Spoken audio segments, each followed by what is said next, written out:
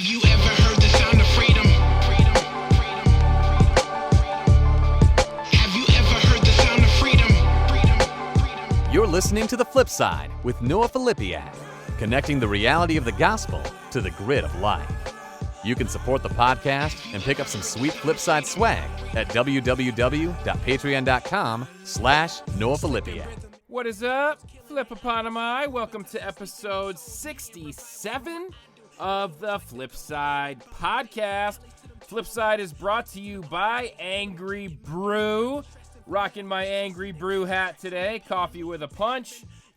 Blow your mind. I am drinking the last of my Chris's Blend bag, mixed with my new bag of Angry Brew. Both from 5 Lakes. Head to 5lakes.com or angrybrew.com. Use the promo code FLIP and get 10% off your order. And in doing so, you also support the Flip Side. So thank you. Thank you for listening. We have been talking about just some real issues. I feel like the theme of the Flip Side recently, and just in general, if you were to go back through all 67 episodes, is we talk about real issues. You might say, some have said that right in, we talk about issues not talked about in church on a regular basis, and issues that need to be talked about as Christians. And so today, that theme will continue. We have talked about LGBTQ people before on the podcast, and that subject and topic and how the church relates to it theologically. We've done that before, and this is June. We're recording this in June. This episode will come out in June. This June, like it is every year, is Pride Month, and I don't know, for me, I'm 39, and I would certainly say that in my lifetime, the topic, what would have been called 10 years ago, homosexuality, we don't really use that phrase anymore, only because it dehumanizes the subject. It kind of turns it into, I don't know, it just has sort of a judgmental sound to it. But the topic of LGBTQ people, the topic of same-sex attraction, man, that topic has, in my lifetime, shifted more than any other topic socially, theologically, that's out there. And it just continues. It continues to shift. Things are different today than they were 5 years ago in the church, in society, even Pride Month itself. I think it probably was, maybe, 7, 8, 9, 10 years ago when I first heard of Pride Month. And it was a very kind of on the outskirts of society, some pride parades that you'd see in some prominent LGBT communities. But, nowadays, Pride Month is everywhere. I one of my vices is cell phone video games. And, I see Pride Month on my cell phone video game. There's characters for Pride Month, that are in rainbows. And you see almost every major, I don't know about almost every, but many, many major, corporations, companies are celebrating Pride Month, and just, more and more. And in the church denominations and individual churches are really ripping at the seams, dividing at the seams, based on stances that denominations and churches are taking. Often a denomination will have the traditional view of marriage between a man and a woman, but individual churches are sort of living that out in different ways, and individual churches becoming more progressive, and it's called open and affirming is the name of the theology of saying, we as a church or individual pastor, Christian, open and affirming would be, I am okay with, I don't know how the right phrasing, but basically believing like, God, the Bible is okay with same-sex sex, same-sex marriage, that sort of thing. And so churches, denominations are just ripping at the seams. You know, I live in Grand Rapids. Depending on where you're listening from, you may or may not be super familiar with the Christian Reformed Church, but here in the west side of Michigan, it is the epicenter of the Christian Reformed denomination, as well as the Reformed Church of America denomination, and the CRC, which is Calvin University. They just had their, kind of annual meeting for their denomination. It was just in the Christianity Today news, at least, and I saw some stuff on Twitter as well of them, I guess, doubling down on their theological statement about marriage between a man and a woman. I don't know all the details of that, but I do know there's churches breaking away from the CRC now because of that decision, because they're open and affirming. I don't have the episode offhand now that I'm on video. Shout out to video. If you want to watch this on YouTube, head over to youtube.com/Noah Filipiak. Now that I'm on video, I can't quite as easily open up my other screen and find what other episodes are on. But I interviewed Nate Collins. Nate Collins is an openly gay man who's Christian. He's a theologian, and he's an author of a book called All But Invisible, talking about LGBTQ Christians. But what's unique about Nate is he's in a oh, come on.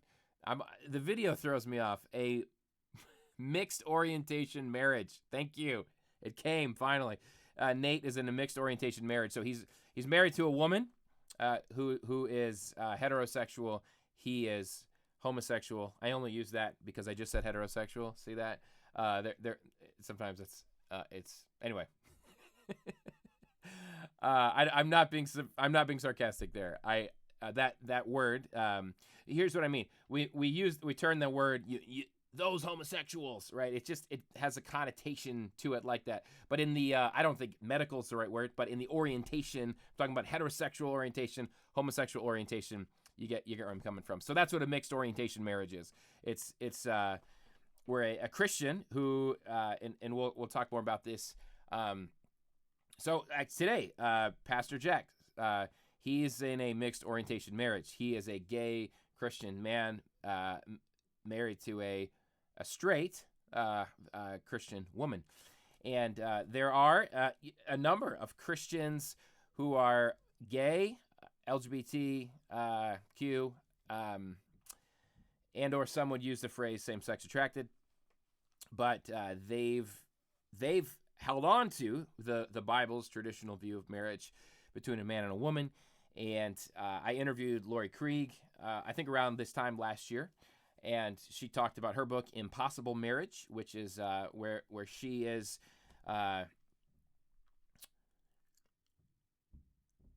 she would have a gay orientation, homosexual orientation, and her husband, Matt, is straight, has heterosexual orientation. And so just working through what does that look like in a marriage. And next episode 68, I'll be interviewing Jack and his wife, Becky, and talking about just some of the theological pieces that we're going to kind of hit on today, but also about their marriage and how that works. And you have an opportunity. I want to make sure I mention it now. I'll try to remember to mention it at the end. You have the opportunity to email in to the podcast questions that you'd like to ask Jack and Becky, Jack or Becky. And the podcast email is podcast@beyondthebattle.net. Speaking of beyondthebattle.net, you can head to beyondthebattle.net. We have a new beyondthebattle.net 7-week small group coming up for guys. Guys that want to get stronger in their sexual purity. That's another word that is loaded now. That used to be normal. But if you want to get stronger against temptation, against lust in all of its different forms, head over to beyondthebattle.net, sign up. It's a Sunday night group, Sunday night Eastern time, that is. Jump in. We've got some open slots, and that's starting up this coming Sunday. But back to conversation at hand today. I'm going to be playing, so audio listeners, you'll get the audio if you want to watch the sermon and watch Jack preach, walk around, that kind of thing. I'll have the video on the YouTube. And Jack did a sermon. I'd have to double check the date. Sorry. It was around a year ago, I think, is when he delivered it. and he basically came out to his congregation. He's a church planter here in Grand Rapids, where I am, and is gay, married to a woman. His wife has known about this since the beginning, and his congregation did not. And God put it on his heart to not hide anymore. And I've listened to a fair amount of talks on LGBTQ plus, on the topic of heterosexual versus homosexual attraction orientation. There's good books out there. I'm telling you, this sermon by Jack, in my opinion, it's the best thing I've ever listened to. It's the best, most concise that I've ever listened to. And here is, we gotta go slow through this topic. Take a sip of the Chris's blend / Angry Brew cocktail. Yeah, so this topic, man, my heart breaks how it is ripping apart the church. It really does. My stance, theologically and biblically, the ultimate here, pastors, denominational leaders, we have to have a stance on Scripture, right? And it's crazy, first of all, to think about all the denominations and all the churches and Christians, and we're all reading the same Bible, and many of us believe it's God's word, and yet we still come to very different conclusions on these things. Here's what I've noticed over the last few years with the, like I said, the rise of the Pride Month movement, and just in general, even the last year. I have kids and little kids, and on the little kids TV channels, it's becoming normal to have episodes about a gay character meeting another. Little kids' books, very normal now to get these books from the library and be like, oh, this book's about something that has to do with a gay relationship, or maybe a trans situation where a child discovers that they're trans, or something like that. And a couple things. Man, I have my sweet Angry Brew hat on, and I just need to make a little adjustment here. I think my headphones are a little tight at the top. I think I just fixed it. Oh man, yeah. This whole topic, it's a minefield, right? Even as you're listening, I know people from my church are listening probably to the podcast, and we're gonna do it at Mosaic. We'll do a series on sex at some point. Not sure when, sooner than later. And I think a whole series on sex is really important to talk about. God's design for sex for all of us, and certainly myself sharing vulnerably about my own struggles to stay within the bounds, that God lays out. And what I love about Jack, first of all, is he often talks about how we're all in the same boat. And you might think, no way, gay and straight people aren't in the same boat when it comes to this subject. Jack would disagree. He would say we are in the same boat, and I'll ask him about that next episode for sure. But we will talk about this slowly at Mosaic, and with a ton of compassion. And yeah, if anyone from my church is listening and may have a different view than me on this, I would just say wait until we do that series, because we just can't hit it all in a podcast. But I'll say this. For those that have the traditional view of marriage, man and a woman, I think it's important to understand that your fellow Christians who are open and affirming, by and large, they are open and affirming because they are leaning into Jesus' command that says the greatest commandment is love God, and then second is to love your neighbor. All the commands are tied up in this. So this idea of loving neighbor means equality for LGBTQ people. And it's important that those that hold to a traditional view of sex and marriage between a man and a woman within marriage only understand that is the motivation. It is a biblical motivation for the majority of open and affirming Christians. And I really hope we can stop yelling at each other. I hope we can stop beating each other over the head with the Bible. And I think culturally, societally, I don't like the word secular, but you know what I mean. In the world out there beyond the church, when you see Pride Month and rainbows and pride parades and solidarity with LGBTQ people, I believe that much of that heart is for equality and compassion, for people to be treated equally, people not to be ostracized. Particularly, you have to know the long history of abuse within the church and within society of LGBTQ people. Bullying, being ostracized, being fired from jobs, having legal rights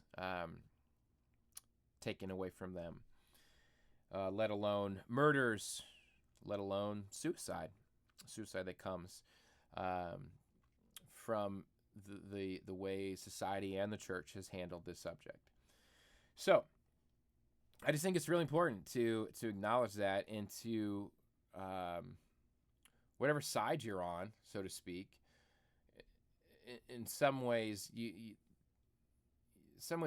do have to choose what you're going to do with Scripture on this. You have to choose a response, but we have to be compassionate. We have to be loving, and some would say, I've certainly been accused of this online. Don't read too much into online vitriol, but some would say you can't be loving, you can't be compassionate if you say that sex and marriage, if you say that sex is meant for a man and a woman within marriage. I definitely disagree. I think you can certainly hold to that view and be compassionate and loving. And I think there's just so many nuances, too. And I hold a nuanced view. And if you're not willing to get into the nuances of this, if you see this as a political issue, I'll be real. I talked about politics in my last episode, gun control and abortion, the way we talk about issues. Oh, man, so nuanced. And there's a blessing and a curse to being able to see both sides. There's a blessing and a curse to that. But when we make this a political issue, it just easily devolves, and all the nuance devolves. If you don't, when I say you, if you are listening as a conservative Christian, I mean conservative theologically, if you don't have legit friends, legit relationships with LGBT people, and LGB is gay, homosexual orientation, T is trans. Did a podcast interview with Preston Sprinkle around a year ago as well on his book Embodied. Check that out. Talking about, seriously, forgive me, I don't know the correct phrasing, but know that my heart is not to alienate anyone. People who are trans, men who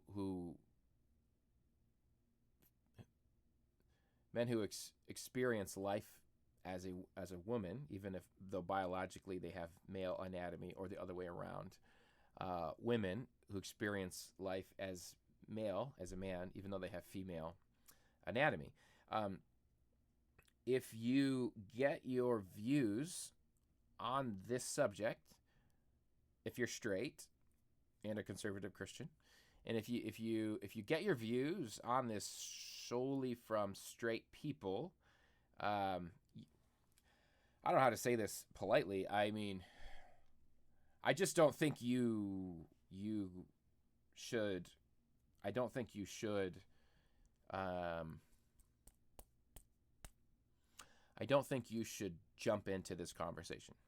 Yeah, I don't think you should jump into this conversation because until you legitimately have friends and relationships and with people that are not straight, and these could be Christians who are picking up their cross and following Jesus and following the traditional view of sex and marriage between a man and woman, and it's super, super hard, and they're living it out. This could be Christians who are open and affirming, that are LGBT, that are in relationships. This could be non-Christians, but to have empathetic relationships with people that struggle with these issues. Back in the day, and certainly there's, I'm sure people still out there who would think this way, but in the 90s, when I would have been in middle school and then into high school in the 90s. Those are my youth group days. Graduated high school in 2001. In the 90s, we all, meaning conservative Christians, and I think most of culture, we believed people chose to be gay. I'm not gonna go after women. I'm gonna go after men. This sounds good. Sounds fun. And so the subject of homosexuality was treated that way. It was I can't even. It takes a lot of emotions to get into the depths of that, and I'm not sure that I have that right now. I don't know if I have that. The sadness and the pain, right? But a lot of the ex-gay, the conversion therapy. That was a big part of the 90s as well. But we just lambasted gay people, we being the church, because you're choosing it. Why would you choose this evil thing? Okay, just fast forward to today. And I think this is why there's been so many shifts within the church, because as you get to know people that are gay, same-sex attracted, as well as trans, sometimes I wonder why those two get clumped together, because they're very different struggles. But the similarity is, by and large, most people are not choosing that attraction, are not choosing that orientation, and are not choosing that gender identity. And you have to say, even, why would you choose it? Right? Why would you choose it when you're going to face being bullied and ostracized and, all those sorts of things? Even as society gets more accepting, certainly there's still bullying and ostracizing, particularly within family systems. And so now, two sides of a coin. Sure, certainly Pride Month and in society, I remember, Miley Cyrus saying, forgive me, I didn't Google this right beforehand, and it's been a while. I think she said she was pansexual. I think there is there's a new song on the radio. My wife pointed out, I do not listen to the top 40 music station, quote unquote music, because I don't believe it's music. But my wife and children do. And there's a song, I don't know this person's name. I am not up on pop culture. My kids watch Disney movies. Descendants is a big popular movie for little kids. If you have little kids my age, especially girls, you've seen it. Descendants 1, 2, and 3. It's a musical. So there's this main character. I wish I knew her name. I'm sorry. She's been in a bunch of other things since then, but now she's singing. She's a singer, and she's singing in the song about, what does she say? She's like singing to a girl, telling the girl to leave her boyfriend and come with her, the singer. Like, I would be a better girlfriend to you than your boyfriend is being to you as a boyfriend. And so let's be real too. Hollywood has been messed up sexually for a very long time. We go back to even what I was saying about sex being between a man and a woman within marriage. That's pretty narrow. And what often happens in this. How long have I been going for? I'm trying to get the Jack sermon, but I have obviously a lot of thoughts on this because it's so. I haven't talked about it for a while in the podcast. But we as conservative Christians, we overlook rock stars, athletes, how normal it is to just have sex with. I'm talking about dozens of people. I'm talking about hundreds of people. I'm talking about thousands of people. And we just are like, yeah, but at least it's straight. At least it's heterosexual. That is so far away from God's design for sex. And we generally don't even care or say anything about it. Let alone, man, and I'm going to ask Jack and Becky their thoughts on. So Matthew 19, some would say Jesus never makes a claim about gay marriage, about gay relationships. He does. It's in Matthew 19, in verse 5, starting at the beginning of 19. He's asked about divorce, and he says, hey, you've heard it was said, and he quotes Genesis 1:27, or is it 2:24? I forget. 2:24.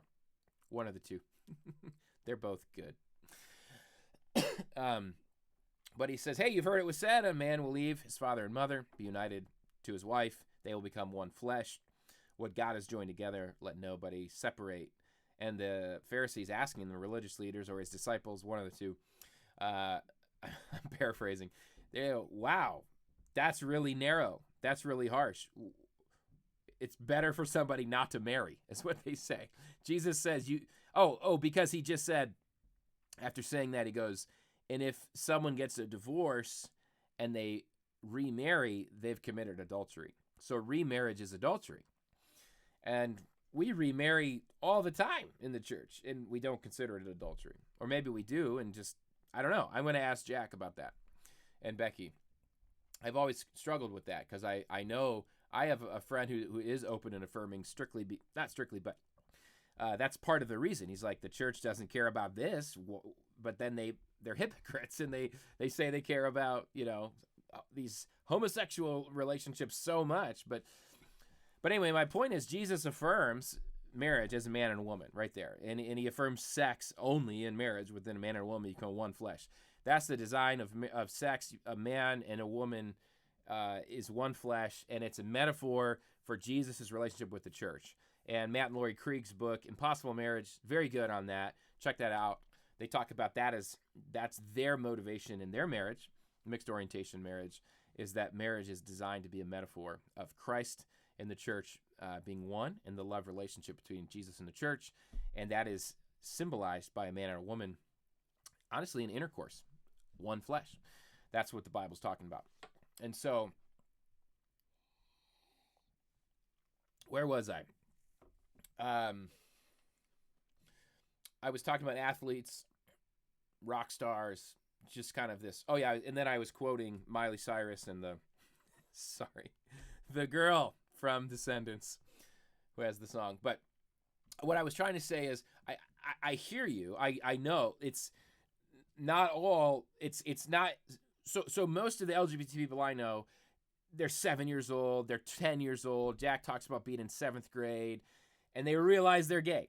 They're like, my friend was 7. He hadn't even hit puberty yet, and he's attracted to men, to boys. And they try to pray it away. They pray. God, I don't want this. I don't want this. I don't want this. And it doesn't go away. That is the majority. But certainly with how messed up sexually culture's already been, and what I mean, and I talk about this in my book, Beyond the Battle, you can go to the Match.com, does a singles in America survey, and they basically survey singles on their sex life. Guys, it's like Sodom and Gomorrah. I mean, these are heterosexual, majority heterosexual people answering these questions. the percentage of people that are participating in like threesomes and just this kind of very just multiple partners and even open marriages, and I mean, this stuff is, we as a culture have become basically animals, just, and sex when it comes to our sex lives, and sex is, to me, the most effective and popular drug that's out there, right? And it doesn't satisfy any of us, yet we're all hooked on it, and we're all told everywhere that we need more and more and more of it.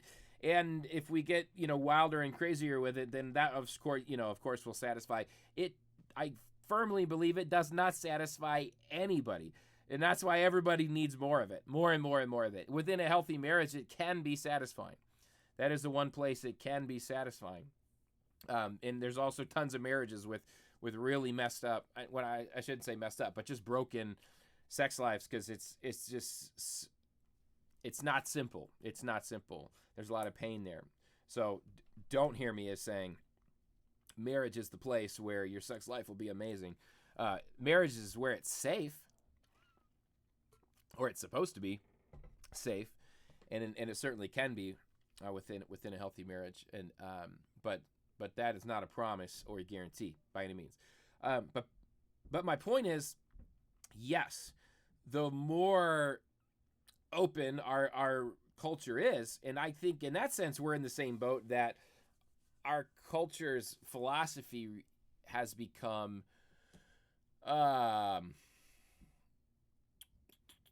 do whatever you want with your body, and that's acceptable. And in that sense, we're in the same boat, because 1 Corinthians 6, Paul quotes the Corinthians saying that everything's permissible for me. And they were saying the stomach is for food for the stomach. That's a way of saying the body's meant for sex. When you're hungry, eat. When you want to have sex, go have sex. That is our culture today. It's a mess. It's all messed. It's all intertwined. It's all messy. Okay, so I need to get to the sermon. This was not meant to be me talking. I just did, though. That's okay. It's my podcast, right? Jack's sermon is so good, and here's what I love about it. So Jesus does this thing in John 4 with the woman at the well. She's been with 5 men. The man she's married to, she's been married 5 times. The man she's with now, she's living with, is not her husband. And Jesus does this thing where I really need to read these passages before I get on live with you. Not live, but I'm not editing this out. I think he does this in John 4. He certainly does it multiple times throughout the New Testament. But he says he forgives somebody and he shows them so much grace. He accepts them. He loves them. He's empathetic. He's truly loving and compassionate, and just life on life. People are drawn and attracted to Jesus. He drew the tax collectors, the prostitutes, the outcasts of society to him. But he also would say, go and sin no more. And he didn't have a problem saying that. He said it multiple times, but it was always with such a magnet of grace that drew people to him. And I think Jack does that in his sermon. And so please listen. And then as you listen, think of questions that you want to ask Jack. And again, this is a gay pastor talking about his life in the church, and then with this issue, and his heart to love LGBTQ people well, and to embrace them and bring them into his church. And yet he holds to a traditional view, biblical view of sex and marriage. And so, one last thing before I end my part here, particularly for those listening who attend Mosaic, my church, I no longer believe that everybody. Maybe this is provocative for some to hear, but I don't believe it's even realistic anymore for everybody in a local church to agree on this issue. I think 10, 15 years ago, it was pretty black and white. It was like, yo, you're going to agree to this if you're going to go here. I think it's important that leadership agrees. I think it's important that there's a theological stance made by leadership in the church and denominations. I don't think it's realistic that everybody in the congregation is going to agree on this. I would say this: if you think that's true, you're already wrong.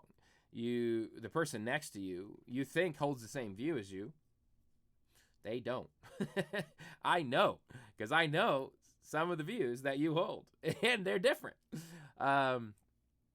So I think that's part of the new reality of church. And I will say this too: I know of churches that never talk about sexuality. They never talk about gay, lesbian sexuality. They never talk about transgender identities. And the reason is they don't want to lose people from their church who would have a different view as them.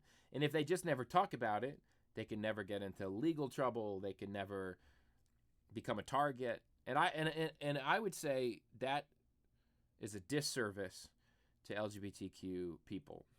Whatever your view is, whether you're open and affirming or you hold a traditional biblical view of marriage and sex as a man and a woman. The reason is, when you never talk about it, you don't even validate that those people exist.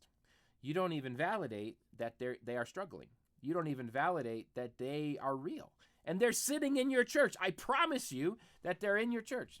The people that are wrestling with their own sexuality and their own orientation and attraction. And when you never address it, you leave them to wrestle with it alone. And I just don't think the church is ever a place where we're meant to be alone. Is it messy? Heck yes, it's messy. It's yes, this is messy. The last 30 whatever minutes have been messy. All right, let me get to Jack's sermon. It's really good. It's better than everything I just said. Before we jump into the sermon, just quick thanks to Covenant Eyes for sponsoring the podcast.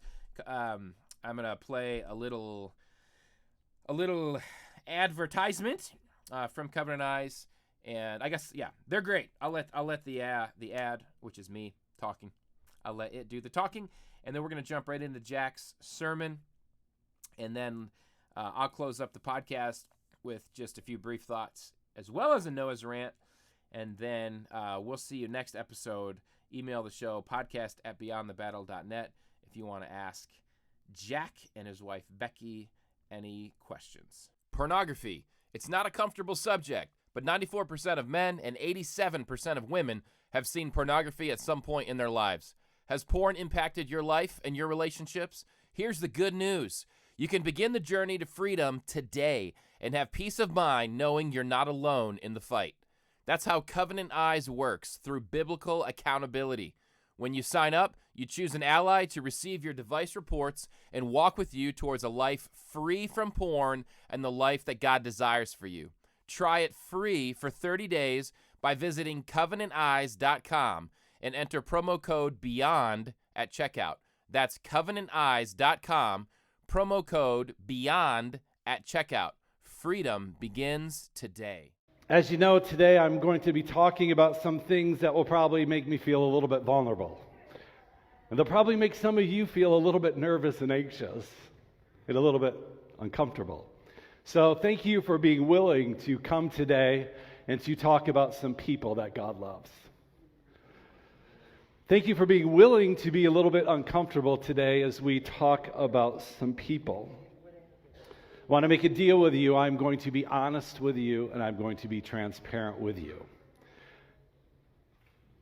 And Becky and I commit to that. So, the discussion doesn't end here this morning. If you have questions or comments or concerns, we ask that you would contact us or talk to us. And many of you know, if online people, my email is jack@lakeeffect.church. We look forward to hearing from you if you have any comments or questions. So let me start a little bit easy today. I'm going to share some things that are pretty personal about me. So we'll start a little bit easier. I'll tell you something about me that probably a lot of you know. I easily get distracted. Very easily. There's one reason I manuscript my message word for word. It's because I know myself well enough to know that halfway through the message, I will get bored. And I would just walk off stage and probably vacuum. And that's just kind of what I do. So that's just kind of a little bit how I am. And it makes reading very difficult for me. It's hard for me to sometimes concentrate reading because my mind's always going 5 different directions. So what I have to do when I read, I have to be very strategic when I read. If I read a book, I have to go and say, what am I looking for in that book? I always ask myself a question when I read, and I especially have to do that when I read the Bible, because if I read the Bible without asking questions, it means nothing to me. So usually when I open the scripture, I'll start asking myself questions, and I look for answers in that text. It's a really beneficial way to read. It works really well for me, but I'll tell you, to be honest with you, sometimes I find my answer right away, and that's really good, and other times I read and I don't find my answer, and it gets a little bit frustrating because I don't have time to figure it out. There's one question that I've had a lot when I read the Bible, and it's from Genesis 3, that I'll read this passage, and I always have the same question. I'm never able to figure out the answer. A lot of you are familiar with Genesis 3. That's the story of Adam and Eve. They sin against God. After they sin, they realize they are naked, so they cover themselves. And I've always wondered, why did they cover themselves? If you read the Hebrew text, the word for covered means that they made a loincloth, that they made like an apron that they put around their waist. And I always wondered, why? They didn't sin in that part of their body. I mean, if they're going to cover something that sinned, why not cover their mouth? Or maybe cover their hands? Or better yet, just cover your entire body after your sin. Why did they just cover that one part of themselves? If you grew up in Sunday school, you saw the pictures. That's actually accurate Hebrew. They covered that part of themselves. So I've always wondered that question. I've kind of read a few different responses over the years, but I never found anything that good, that satisfied me. It wasn't until about a couple months ago I was listening to a teacher by Dr. Kurt Thompson. Kurt Thompson is a Christian psychiatrist who specializes in the field of shame and neurobiology. He's a really smart guy, a smart counselor, and a really good pastor. And I liked his answer. He said, when we experience shame, our first reaction is to cover the parts of ourselves that are different from other people. And then we hide. I thought that was a really good answer. That when we experience shame, one of the first things that we do is we cover the parts of ourselves that are different. And then we hide. And often, the followers of Jesus, we not only hide, but we also hide from God. And that's why God's first answer to Adam and Eve was, where are you? Because they were hiding. So before we begin today, I want to ask you a question. Are any of you hiding? I'm going to share with you today my story of shame. I'm going to share with you my story of how I tried to cover and hide. But I want to ask you the question, are any of you experiencing shame that causes you to try to cover yourself and hide as well? I think it's really important that we wrestle with that question, are you hiding? Because it's easy to do. And I believe that God gives each of us a desire to be found. And sometimes, the best way to be found is to know that you're hiding. So I want to share with you today my story of being found. But in order to do that, I have to share with you my story of hiding. That comes first. So let me take you to that place. I got to bring you back to middle school. And if that's any surprise that your childhood trauma started in middle school, I don't know what else is. I was excited for middle school. I hated school, but I was excited for middle school. Middle school was going to be fun. You get your own locker, put your own books in there, get to go from class to class. You no longer have recess, you get breaks. That was going to be fun. And the one thing that my middle school had going for it is that it had a vending machine. There was nothing better of middle school than that vending machine. I mean, it was the 70s. It was a beautiful piece of technology. It only took coins. Didn't have to scramble trying to fit those dollar bills in there. Didn't have to worry about putting your credit card in there and wondering the rest of the day if you bought lunch for everybody else in the school. I loved the idea of having a vending machine. I could buy my own snacks, didn't have to rely on trusting my mom was going to put the right one in there. But little did I know that that vending machine would become the metaphor that I would use for the next 3 decades to describe pain and discomfort in my life.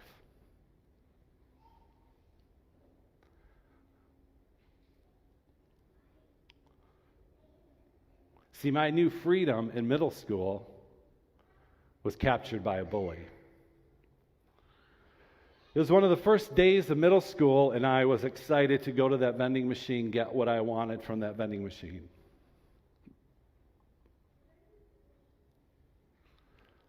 And on my way to that vending machine, another student called me a fag. And I thought, what's that? I didn't know what that was. And I didn't think my peers around me really understood what that was, so maybe that would be okay. Nobody really understood. So I got my red licorice and went to class. But that was just the beginning of the nightmare. For the next 2 years, every time this boy would see me, he would call me a fag, or gay, or homo, whatever corruption of the word he could think of. That would be my label for the day.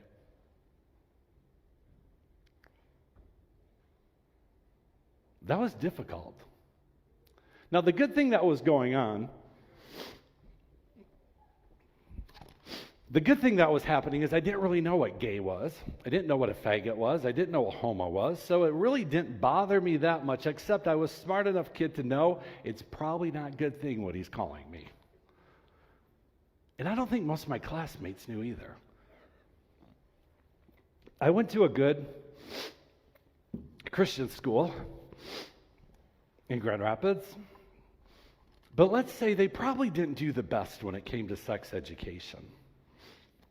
I think we were a little cautious in our school of what to say.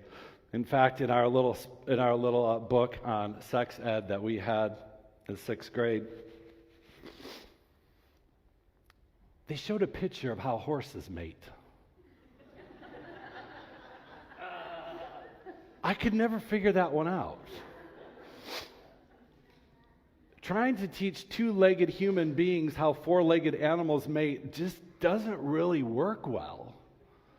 But that was our sex education back in Grand Rapids in the 70s.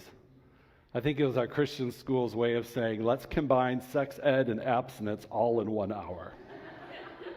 Because most people walked out of that sex ed class and thought, how is that possible? So I guess it did kind of work well in some way. But those were painful years of middle school. I think I spent most of my time at school doing one of two things. Either I was trying to figure out where he was or how I would confront him if I saw him. So what I did, I spent most of my time at school just trying to navigate the hallways, trying to figure out where is he, where am I at all times to avoid him. But I also would go home every night and I would play out these scenarios in my head. If I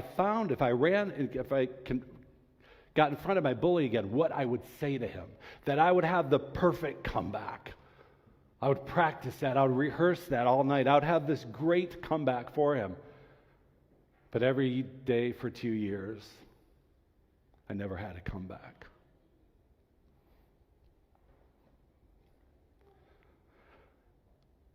Instead, I would just go home with more bruises.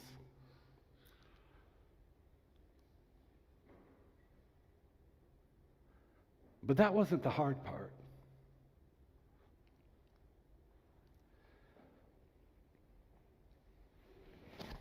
The hard part wasn't being called a faggot for 2 years.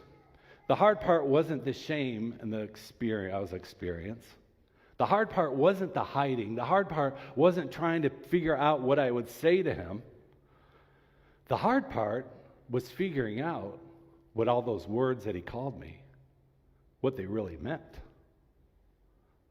That was the hard part. Because I figured out he was right. That I was gay.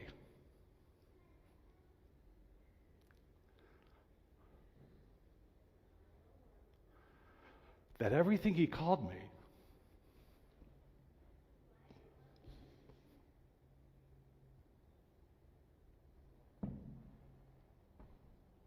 was true.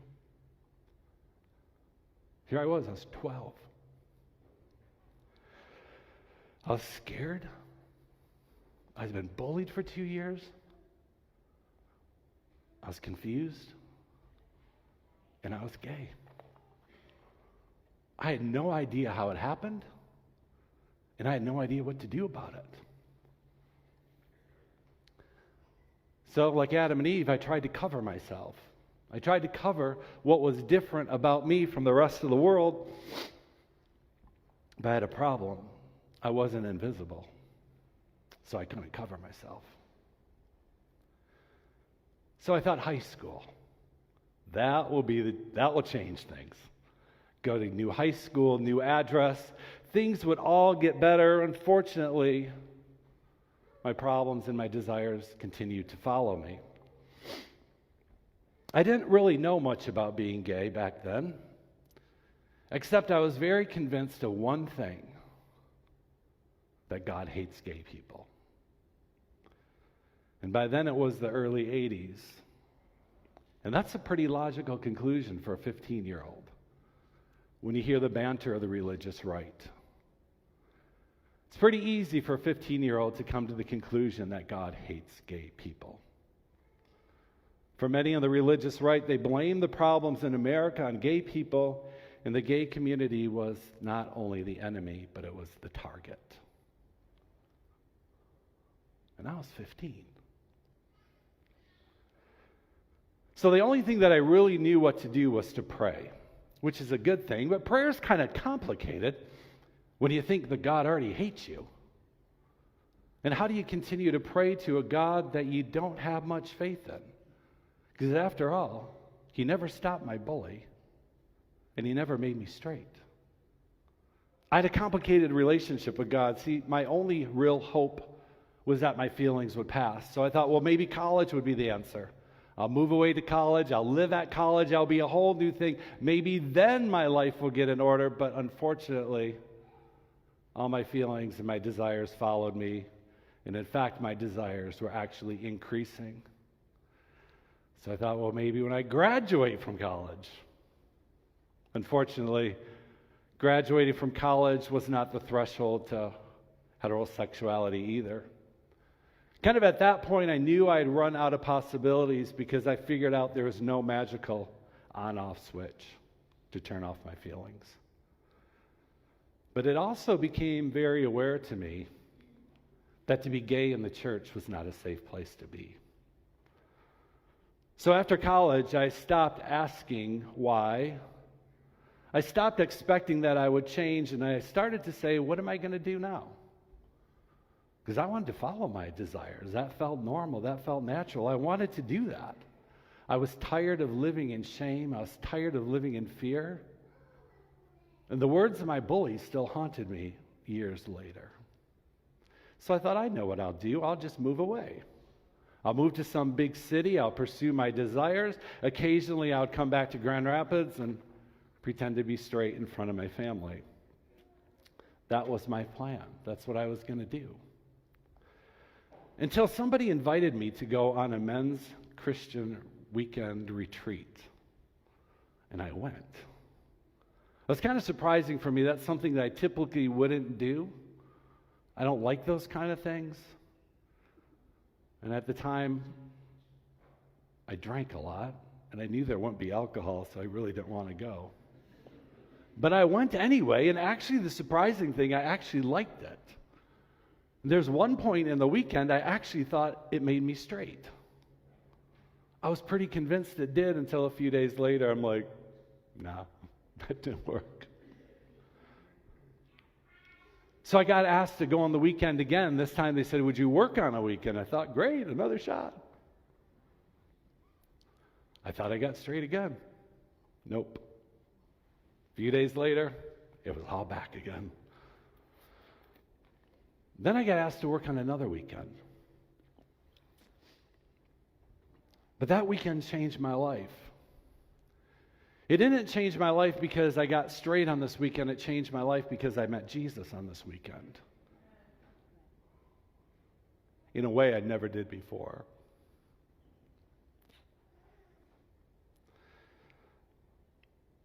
Let me tell you what happened. I was on the weekend and everybody was going to go to bed and go to sleep, and another guy on the weekend, Ron, he prayed for us. He said, let's go hang out and talk for a while. So I thought, cool, I'll talk to Ron. I knew Ron in college. We went to college together. We probably weren't friends. We probably knew each other's first names. That's probably as far as our relationship went. And probably were at a lot of the same parties together. And so Ron said, hey, let's go outside and talk for a while. And I thought, sure, I'll talk to Ron. Ron to me was a guy that had it all put together. He had everything going right. He was your example of perfect. So I thought, sure, I'll go talk to Ron for a couple hours. And over the next couple of hours, he got honest and raw with me, and he shared his story with me. See, Ron wasn't as perfect as what I thought he was. He was not gay, but he had this huge encounter with the Lord that transformed his entire life. He was a completely different person. I'd never heard somebody share a testimony like that with me of what God had done in his life, and I thought, wow. Even though Ron didn't have the same struggle I had, I thought, well, maybe, just maybe, God could do for me what he did for Ron. But I knew that would require me telling Ron my story. So, I waited. Probably took me about a month or two before I went and I shared my story with him. I remember preparing to talk to him. And I honestly thought he was going to tell me I was disqualified.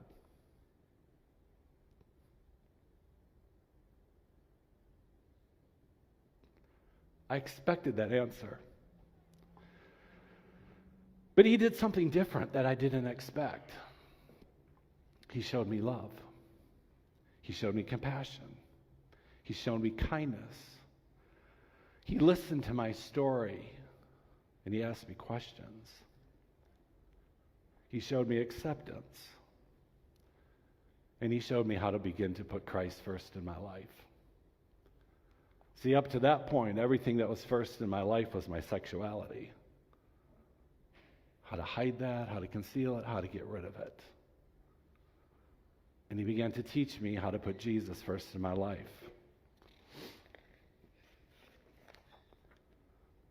And I followed his advice. And some of you might be wondering, did telling Ron make me straight? It didn't. I was hoping it would, but it didn't. But it did teach me how to depend on Christ. And that's what I needed. I'm still not straight. Now, to become straight, that was pretty much the expectations of the church in the 80s and the 90s and the early 2000s.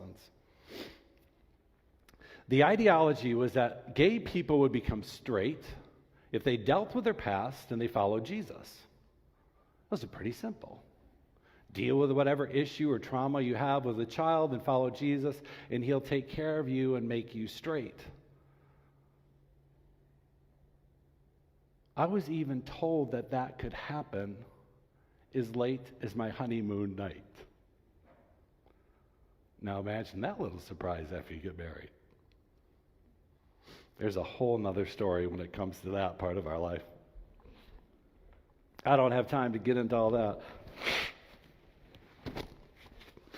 As Becky and I were putting this service together, we're like, how do you condense this? So anyway, if you have questions, just save them for next week. Next week I do want to talk about marriage, because I know a lot of people, their first question is, how are you married? That's a good answer. But that's going to take a little bit of time to kind of talk about. But the idea was that gay people could become straight. It was what it was called reparative therapy. The whole goal was you find out what went wrong in your childhood, you pray that God heals it, and boom, you have a straight person. It sounds like a really good plan. Sounds like that really should work. Problem is, it doesn't work. Maybe it worked for a few people over the decades, but it really doesn't work. See, reparative therapy, it had good intentions, but overall it was a disaster. And it hurt a lot of people. See, one of the biggest problems with reparative therapy is that it's based on one big assumption. And the assumption is false. The Bible never promises that all gay people will become straight. God never promised that if you deal with your childhood problems, you would become straight. The Bible never says as you grow in your relationship with Christ, as you grow in your disciple of Christ, that you would develop same-sex attractions. The Bible doesn't say that. See, the problem with reparative therapy is that all of its teachings were extra-biblical. They made claims and assumptions that simply were not accurate. But after decades of reparative therapy where gay people didn't become straight, it made people just wonder, why not? Why doesn't God just make all gay people straight? That seems like a really good plan. That seems like a lot easier plan. So people continue to ask, well, isn't it God's goal that all gay people would become straight? See, that question is usually rooted in the assumption that to simply be gay or to simply be same-sex attracted is sinful. In other words, the quest to make people straight is driven by the idea that if you have a homosexual orientation or if you have same-sex attractions, that in itself is sinful. So the idea was if a gay person wants to follow Jesus, they need to become straight first. This is really important to hear what I'm going to say. The Bible never supports that idea of having a gay orientation is sinful. There is no scripture to support that if a person is same-sex attracted, that they are sinful. What many people did was they would take the scripture that prohibits sexual behavior, and they would say if you have a propensity towards that behavior, then you're automatically sinful. That doesn't make sense. We don't do that with straight people. But people had fun doing that with gay people. It was kind of an easy way to discredit a gay person, say if you have same-sex attractions, boom, you're sinful. But we haven't done that with straight people. See, our attractions and our orientations, they do not make us guilty of sin. Being gay doesn't mean that you do sexual sin. The same way being straight doesn't mean you do sexual sin. A person becomes sinful when they use their sexuality in a way that God never intended. That causes sin. I think it's important to hear this next point I'm going to make. The word gay doesn't mean gay sex. The word gay refers to an orientation. And I'll tell you, this is a complicated word study here. A lot of our definitions of words are informed by culture, not always what the dictionary has to say. You ask a younger person what gay means, they'll tell you it's an orientation. You ask an older person what gay means, and generally they'll tell you it's behavior. You ask a very conservative person in the church what gay means, they'll tell you it's a behavior. You ask a person outside of church, they'll generally tell you it's an orientation. People use the word gay to mean a lot of different things, and it can be very confusing at times.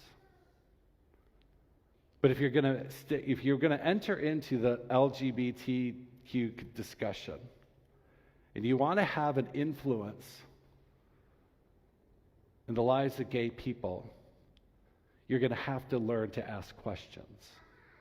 You can't assume that because you have a label that you understand what that label means. You're going to have to ask questions, and ask a lot of questions, and stop making a lot of assumptions, because a lot of times people's assumptions get them into a lot of trouble. So if God doesn't make all gay people straight, and if having a same-sex orientation doesn't make a person sinful, could it be that heterosexuality is not the goal? Let me repeat. If God doesn't make all gay people straight, and if having a same-sex orientation does not make a person sinful, could it be that heterosexuality is not the goal? What if a gay person becoming straight is not the goal? Could it be that God never planned to make all gay people heterosexual, because heterosexuality is just as much a fallen condition as homosexuality? Perhaps both orientations fall short of God's intended plan for sexuality. Perhaps both orientations need God's plan of rescue and restoration. I think it's helpful to understand the Bible never brings up the word homosexual or heterosexual. Those are not biblical words. You will not find those words in those Bibles. The words did not come into play until the late 1800s by psychiatrists. God never divided people based on their sexual attractions or sexual desires. God doesn't come to rescue people of certain orientations. God comes to rescue all people. See, the hard reality is this: all people have disordered sexual desires. Every single person has disordered sexual desires. Straight people and gay people. There's not one single person who hasn't experienced temptations or lust or inappropriate sexual desires. Every single person is going to need restoration in their sexuality. Just because a person is straight doesn't make them void of temptations or lust or inappropriate sexual desires. Simply being human gives a person the capacity to sin. Perhaps it's God's goal to elevate all people to a place of freedom where they can make the best choices in the midst of their desires and their struggles. What if God had a bigger goal? What if God's goal went beyond your orientation? What if God's goal is that your relationship with Jesus would become more important to you than your sexuality or your orientation or your desires? What if God's goal was for all human beings, no matter what their desire, no matter their orientation, was to live a life in complete surrender to Jesus Christ? That each person would steward their sexuality and their sexual desires in a way that honors God and brings us true joy. See, I believe that's God's desire, to put our relationship with Christ before any of our other desires. See, I think most Christians would agree with me that being gay or same-sex attracted does not necessarily make a person sinful. Instead, your behaviors is what causes you to sin. And And hopefully after listening to me, you're realizing that God doesn't automatically make gay people straight, and it's not something that's promised in the Bible. So that brings us to the biggest question of the day is, what is my sexual ethic? I realize that this answer here has divided churches, divided denominations, has divided families. So I'm not going to tell you my sexual ethic yet. I will today.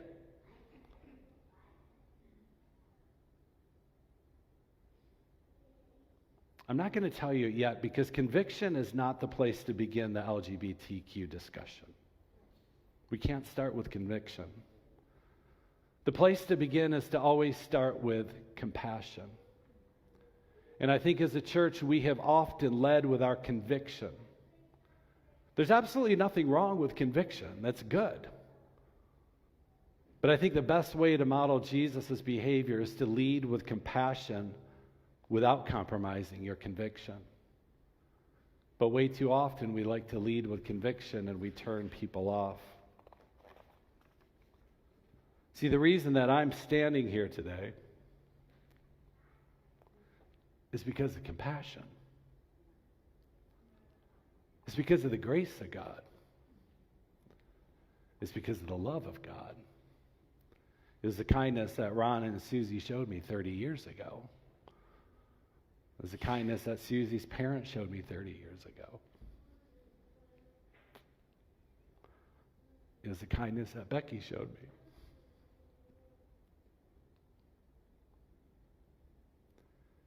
It was the kindness that my friend showed me, who I shared my story with. See, if you want a sexual ethic to follow, it has to start with love as the foundation. If you want to start with conviction, it's not going to work very well. Earlier, Donna read my scripture for me that says, you must love the Lord your God with all your heart, with all your soul, and with all your mind. This is the first and greatest commandment. The second is equally important. Love your neighbor as yourself. The entire law and all the demands of the prophets are based on these two commandments. Did you hear what that said? The entire law and the demands of the prophets are based on the two commandments to love other people. We need to lead with love, and we need to show other people love. So people ask me, what is your sexual ethic at Lake Effect Church? I want to be honest and tell you as well. I do believe that marriage is between one man and one woman. I do believe that sex is for marriage. I do believe in the historical definition of marriage and sexuality. And I also recognize that some people might want to turn me off right now.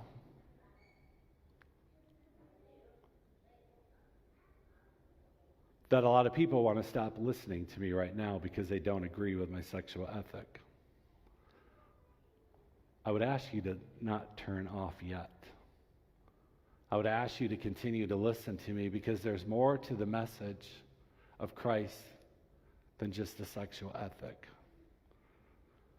I want people to know that they are welcome in Lake Effect Church no matter what their sexual ethic is, or no matter what their behavior is, or no matter what their ideology, or never what their preference is.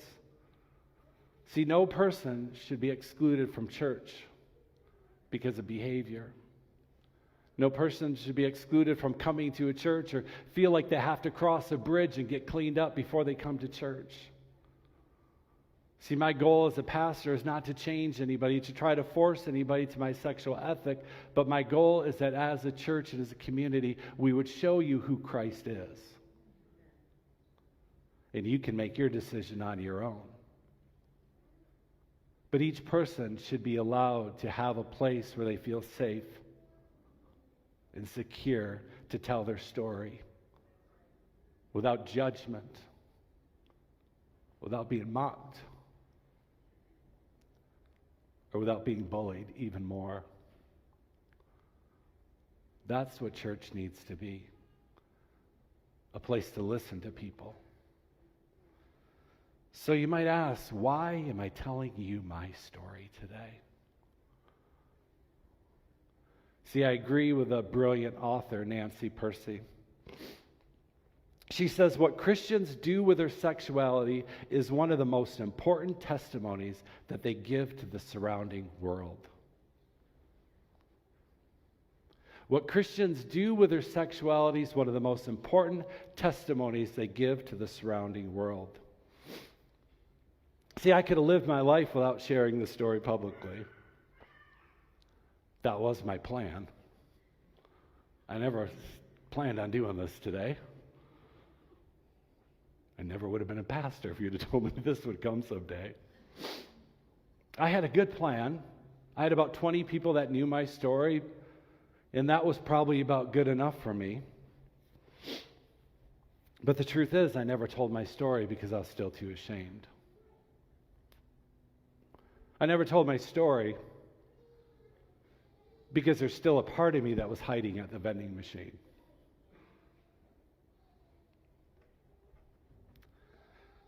About 2.5 years ago, I was sleeping, and at 2:30 in the morning, I heard a voice say to me, "Do you love me?" I knew it was the voice of God asking me that question. Because it's the same question that Jesus asked to Peter in the book of John when he said to Peter, "Do you love me?" And I knew that was a loaded question. I knew what Jesus was saying to me that day is, would you surrender everything to me and trust me with your story? And I thought, oh no. No. I wrestled in bed till the morning with that. I got up and I thought, well, I'll tell Becky. Maybe I can get out of it. Maybe she'll say, no, that never happened. I told Becky what happened to me in the night, and she said, I always wondered how long it would be before this day would come. Again, there's a whole lot more to that story that we'll get to at another time.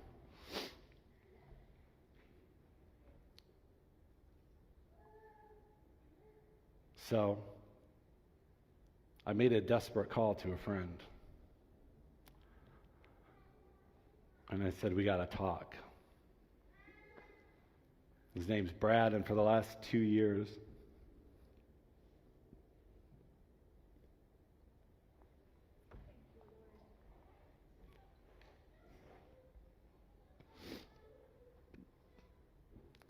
this would be a good time to go vacuum.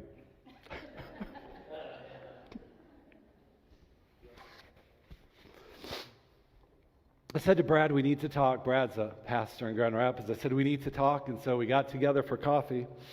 And I quick told him my entire story in 5 seconds, hoping he would say, don't ever tell anybody. Instead, he leaned back in his chair.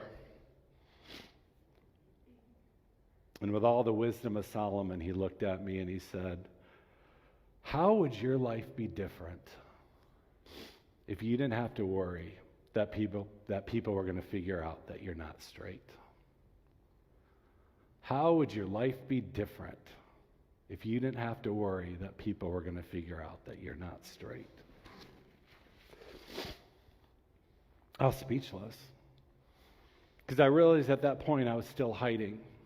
Here I was in my 50s, separated by 40 years from that vending machine. And I was still hiding.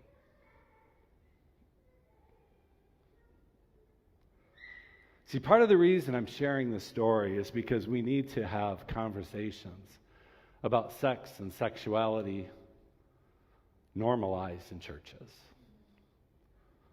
It should be easy to talk about sex and sexuality and desires in the church. Church shouldn't be a place where people feel like they have to come to and pretend or come to and lie.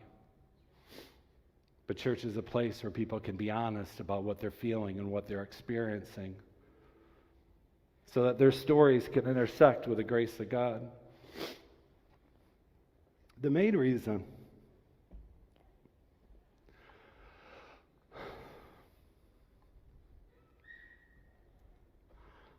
that I'm here sharing this story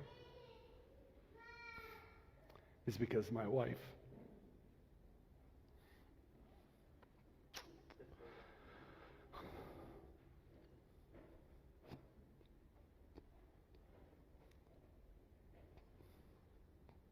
I have an amazing wife.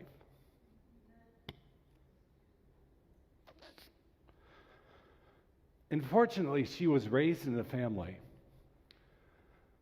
where the Great Commission was a priority. It wasn't something you talked about. It was something you did daily.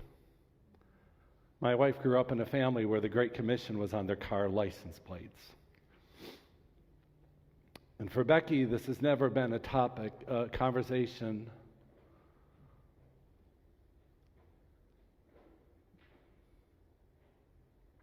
It's always been about people that need Jesus. And Becky's always been for me sharing my story,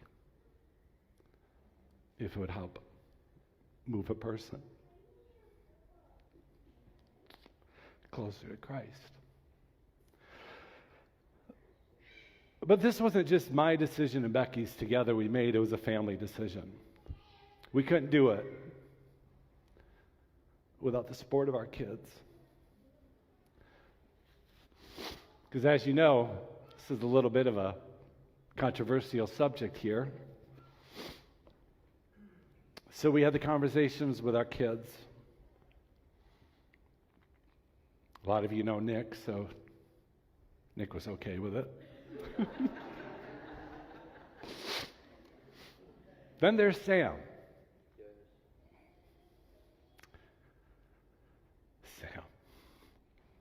See, for Sam, if there's a reason to wave a flag, he's all in. So Sam is going to wave his flag all day long. Right, Sam? Then there's my youngest son. He's a remarkable young man. 2 years ago, Becky and I sat down to tell him my story.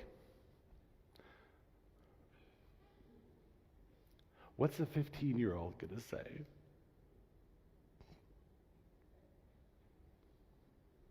We're a little bit worried about that one. But we knew we needed to tell him. Do you know what his first reply was after we told him? The first thing that he said was, "When do we get to tell people?"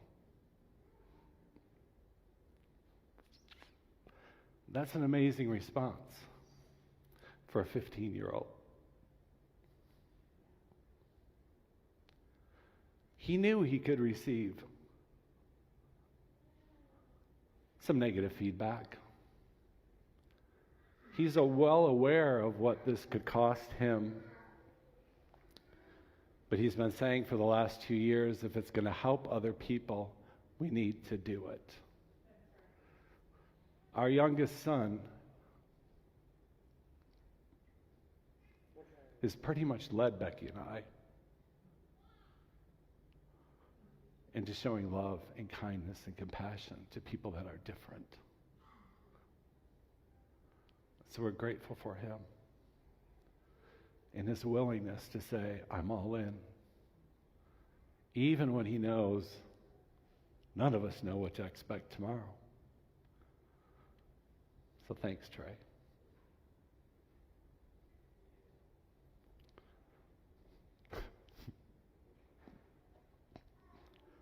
See, at the beginning of the message, I told you I easily get distracted.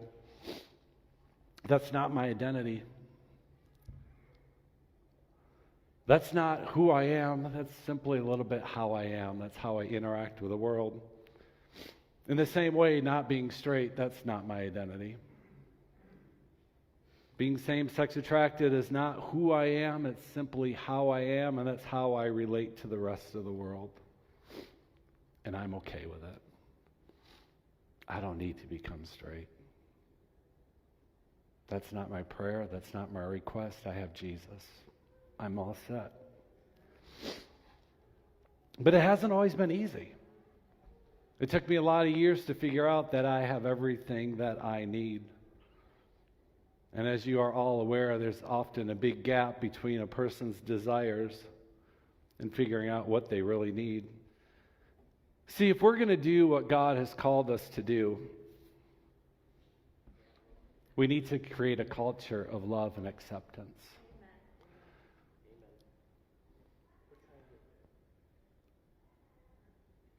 A lot of people in the church have hurt a lot of people in the gay community.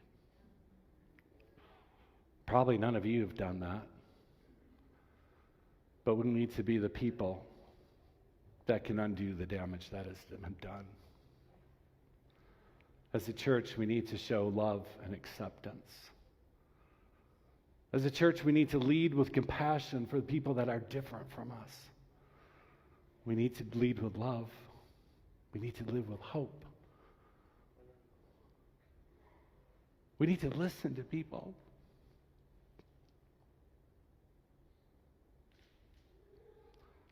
We need to listen to people's stories. Church needs to create a culture where people feel comfortable talking about who they are and what they experience. We need to create a culture in church where people feel loved and accepted, where they don't have to hide, but they can be honest and they can be vulnerable.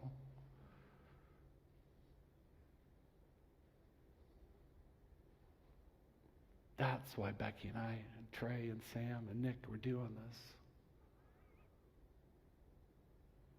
Because we want to love people. And love them well. And I'm grateful for many of you, for all of you that have come today and listened online, because I know you want to love people as well. And show people kindness.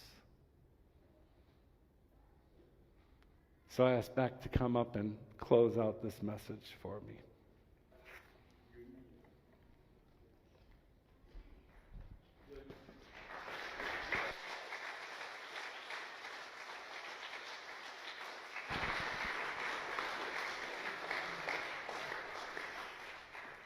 Jack, I've been with you a while, and I know the courage that took. And I want to tell you that I am so proud of you for being willing to do this, because I think it's going to make a difference. I honestly do. So thank you, Jack. You know, I just want to pray in closing, and as I do that, I just want to say that I couldn't quite figure out what exactly I should pray. Thank you for setting me up for this, Jack, until I grabbed my father's Bible. And I opened it up. I was bequeathed this Bible when he passed away.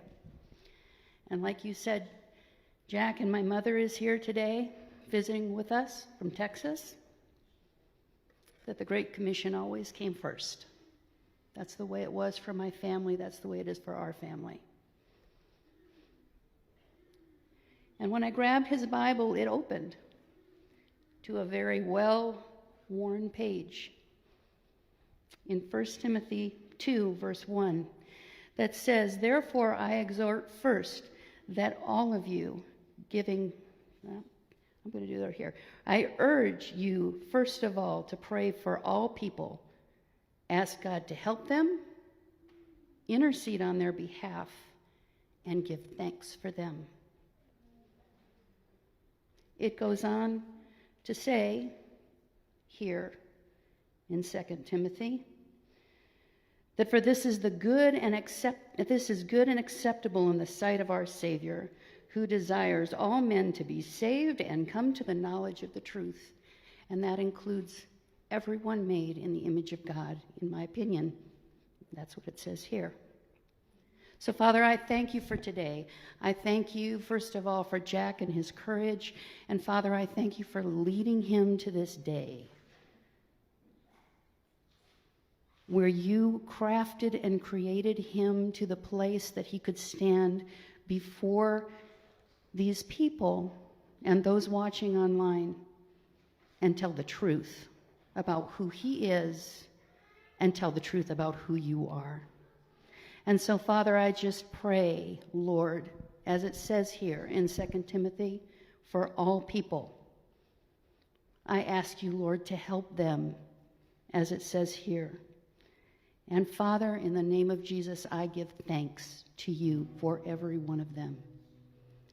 And in the name of Jesus, Lord, I just ask that these words that Jack has shared with us today would plant a seed in our heart that would cause the seeds of the desire of the Great Commission to grow, and also what you have said that he quoted as the commandment that is equally important: love your neighbor as yourself. The entire law and all the demands of the prophets are based in these two commandments. Father, teach us to love. Teach us to care. Teach us to be your people that will stand, yes, in truth, but will stand in love, and will stand in goodness and following the example of Jesus in kindness. And Lord, we just commit these things to you in Jesus' name. Amen. All right, welcome back. Like I said, it was a great sermon, and I've already talked so much about the subject in the intro, and so I'm going to pretty quickly jump into Noah's rant here.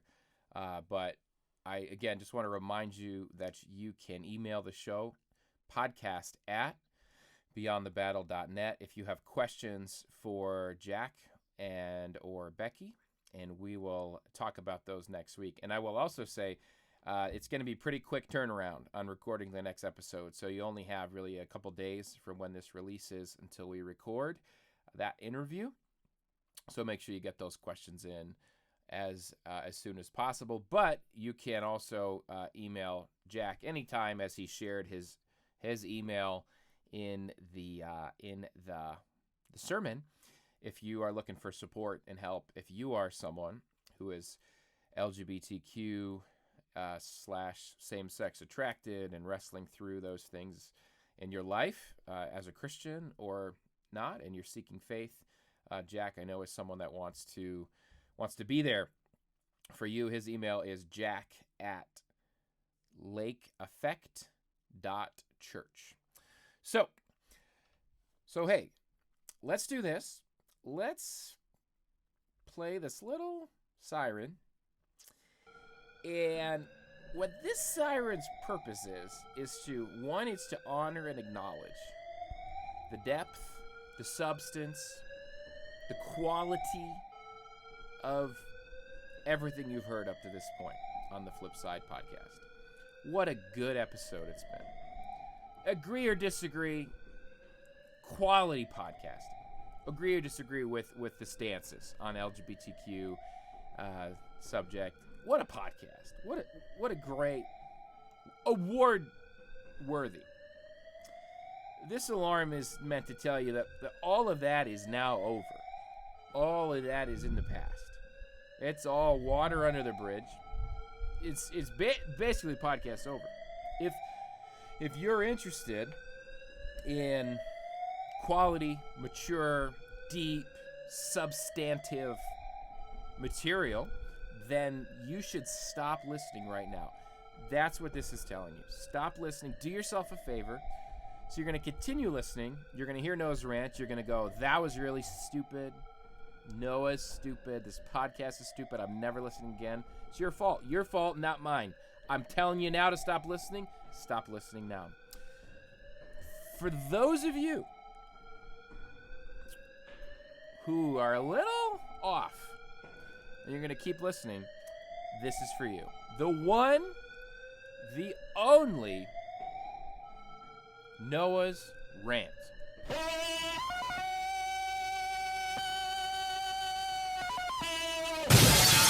Noah's Rant! Okay. So, excuse me. Got to clear the throat for the old rant. Was at Target the other day buying stuff for church. You ever been at a place like Target? Any retail store, grocery store, clothing store, retail, whatever. And I needed some help. I needed some help. I was looking for a certain product, didn't know where it was, needed to find an employee. I'm looking around and I look at somebody and I go, do they work here? I kind of glance up and down, looking for a name tag. I see a lady walk by in a red vest.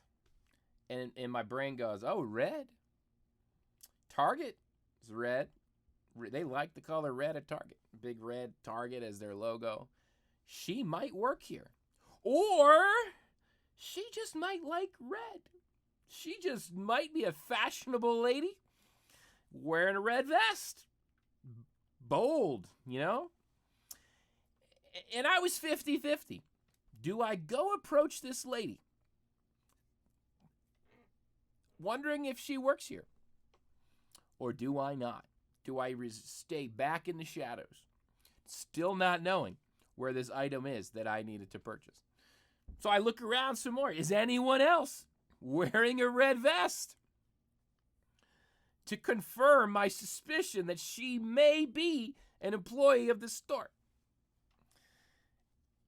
And I found 2 more people wearing a red vest, and I was confident there were not 3 people in the store that fashionable to wear red vests, and I deduced that if you wear a red vest at Target, you are an employee.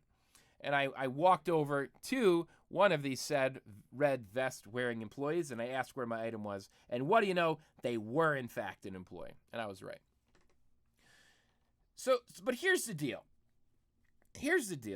I have certainly been in a retail store, and I have approached a human individual that I thought was an employee, and they were not. Have you ever been there before? Hey, excuse me, do you know where the pickles are? Oh, I'm sorry, I don't work here. And they say it in such a condescending way, kind of like, oh, you'd think I would work here? No, I'm shopping. It's like, yo, I didn't know. You look like you worked here. And the workers here, unlike Target, who is all wearing red vests, the workers here are allowed to wear normal clothes to work. What is up with stores allowing their employees to wear normal clothes to work with nothing on them to designate that they work at the store?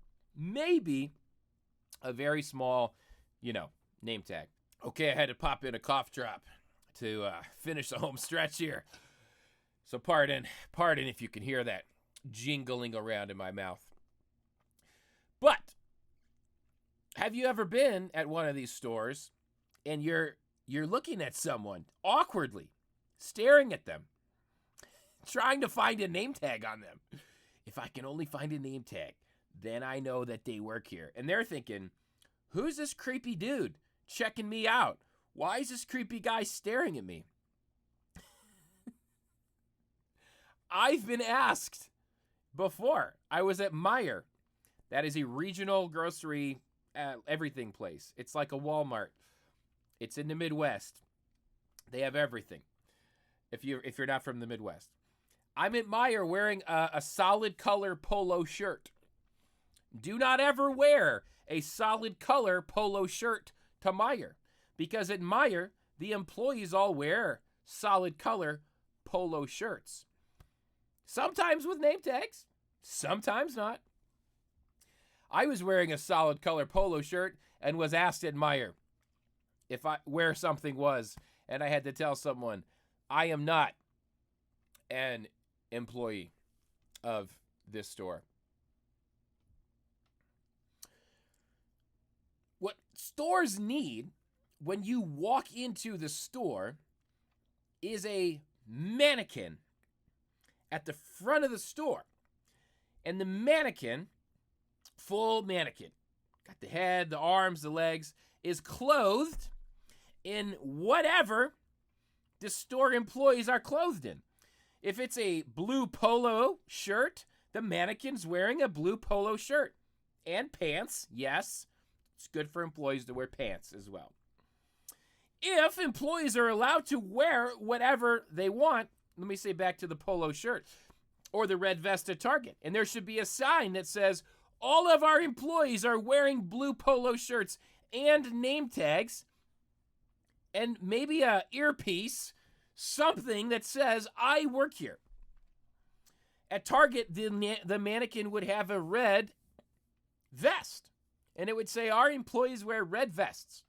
So don't wear one. If you have a red vest on as you enter Target as a customer, take it off. Go put it back in your car. If you're wearing a blue polo shirt and you walk into Walmart or Meijer and that's what their employees are wearing, now you know. Take it off. Hopefully you have an undershirt underneath, like a nice white undershirt that you could shop in. I don't recommend no shirt, no shoes, no service, right? We know that. If you're one of these stores where you let your employees wear whatever they want, you'll have to have that on your mannequin. You'll have to have maybe you'll have to have 5 mannequins, and they're all dressed differently, and you'll have a big sign up that says, ha ha, you'll never guess who our employees are. We got you. Good luck. Good luck out there shopping. Good luck finding your stuff. Good luck staring at random strangers. They think you're stalking them. They think you're checking them out. Ha ha! We got you. Our employees can do whatever they want because nobody knows who they are.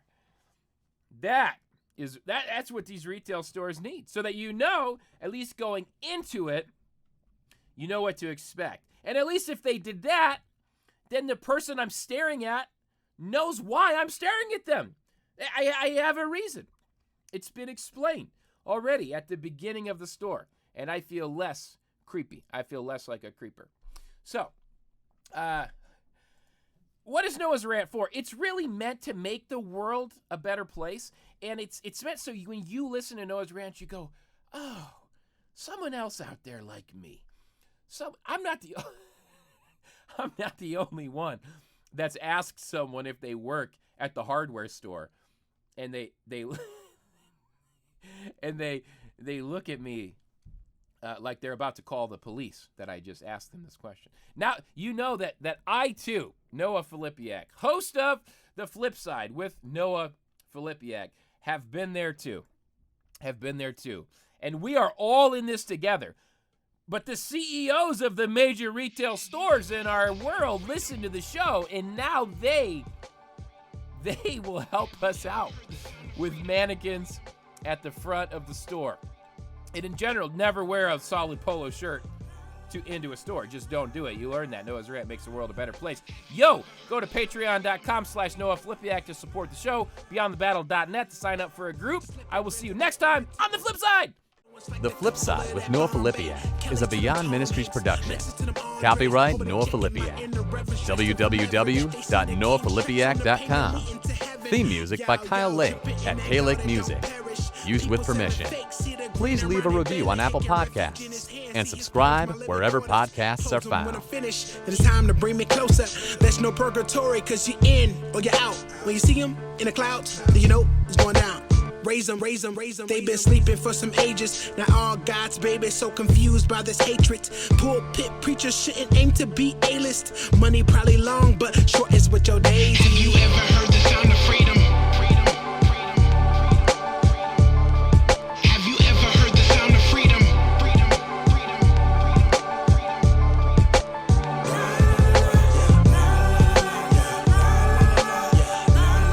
Have you ever heard the sound of freedom?